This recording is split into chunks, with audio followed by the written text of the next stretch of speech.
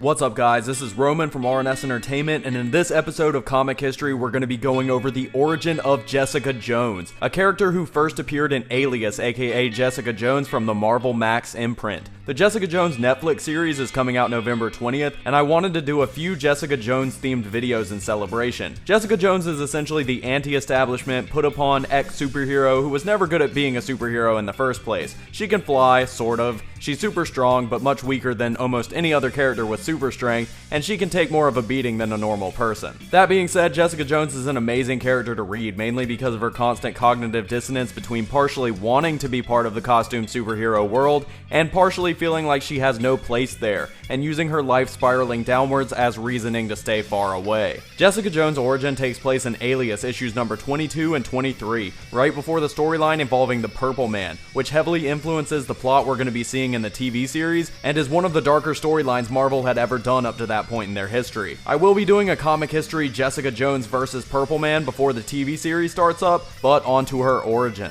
Jessica Jones was initially a young outsider at Peter Parker's high school, and secretly harbored a crush on the future Spider-Man just as she was getting picked on alongside him. On the day Peter would get bitten by the radioactive spider, Jessica had finally worked up enough courage to talk to him, but before she's able to, he gets bitten, unknown to her, and runs out. Devastated, Jessica accidentally wanders into the path of a speeding truck full of chemicals, the one that gave a young Matt Murdock his powers, but is saved at the last second by a passerby on the street. Her interest in superheroes is shown again when she's caught touching herself to a picture of Johnny Storm, the Human Torch. Jessica's father is a low-level employee at Stark Industries, and while their family is driving on a busy highway, they break into an argument, and while her father is chastising her, he looks away from the road and crashes against an army envoy transporting experimental materials that launches their car off the highway with one of the tanks of chemicals landing in Jessica's lap. The car lands with a fiery explosion, and Jessica Jones wakes up 6 months later in a hospital bed, the power knocked out from a battle between the Fantastic Four, Galactus, and the Silver Surfer, which she stares at intently while the nurses tell her it's a miracle she woke up at all. Jessica ends up lucking out and getting adopted by the Joneses, who happen to live in her old area, allowing her to go back to Midtown High School.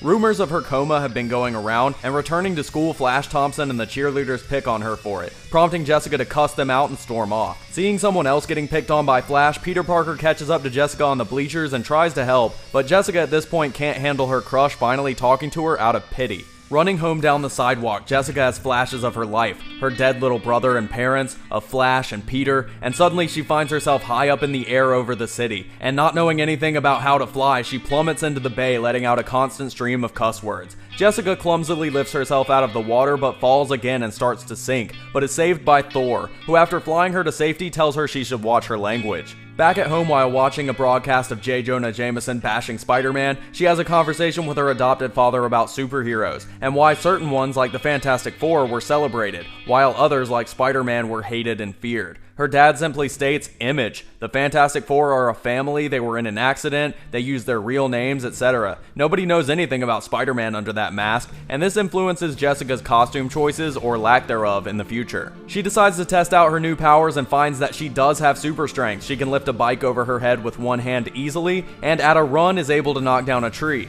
Getting another running start, Jessica manages to launch back into a wobbly, uncontrolled flight, and after struggling to figure it out for a minute, starts to enjoy herself and get the hang of it. Meanwhile, Matt Gargan, aka the Scorpion, is desperate to get out of town and is robbing small change from a laundromat, and before he escapes, Jessica flies in and straight up stomps him with her landing. A few people crowd around her and state that she did a pretty good job, and when they ask if she's a superhero, she says, yeah, I am. And that is the origin story of Jessica Jones, an extremely interesting character that I hope to do several other videos on. Like I mentioned before, I'm going to be doing Jessica Jones versus Purple Man on another comic history, and I may do a general discussion video explaining who the character is in the context of Marvel's history. If you like the video, make sure to give it a thumbs up and subscribe. Check out some of the other comic histories and origin stories, as well as tons of other great content on DC and Marvel, The Walking Dead, Game of Thrones, The Song of Ice and Fire, and all sorts of other comics, TV shows, and movies. Also, make sure to like and follow us on Facebook at facebook.com/RNS Entertainment channel, and I'll see you guys next time.